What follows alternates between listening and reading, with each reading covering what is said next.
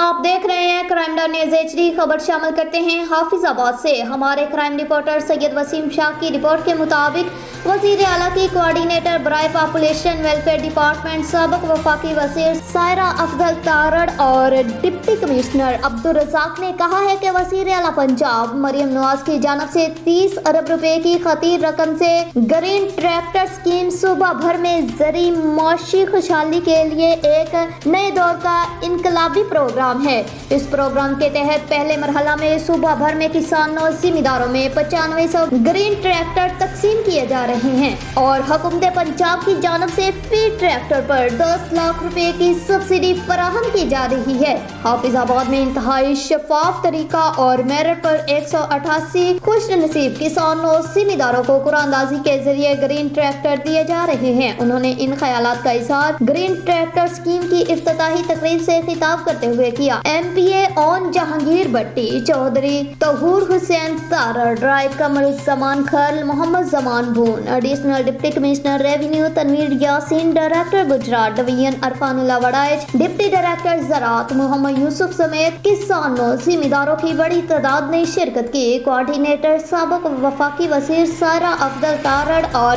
Deputy commissioner Abdul Razzaq کا کہنا تھا کہ زراعت کا شعبہ کسی بھی ملک کی ترقی میں ریڑھ کی ہڈی کی حیثیت رکھتا ہے۔ ملک کی تاریخ میں پہلی بار حکومت پنجاب کی جانب سے کسانوں کی خوشحالی اور زراعت کی ترقی کے لیے 30 ارب روپے کا گرین ٹریکٹر پروگرام شروع کیا گیا ہے۔ اس پروگرام کے تحت قرعہ اندازی کے ذریعے منتخب ہونے والے کسانوں کو گرین ٹریکٹر کی خریداری پر 10 لاکھ کی سبسڈی حکومت پنجاب کی جانب سے دی جا رہی ہے۔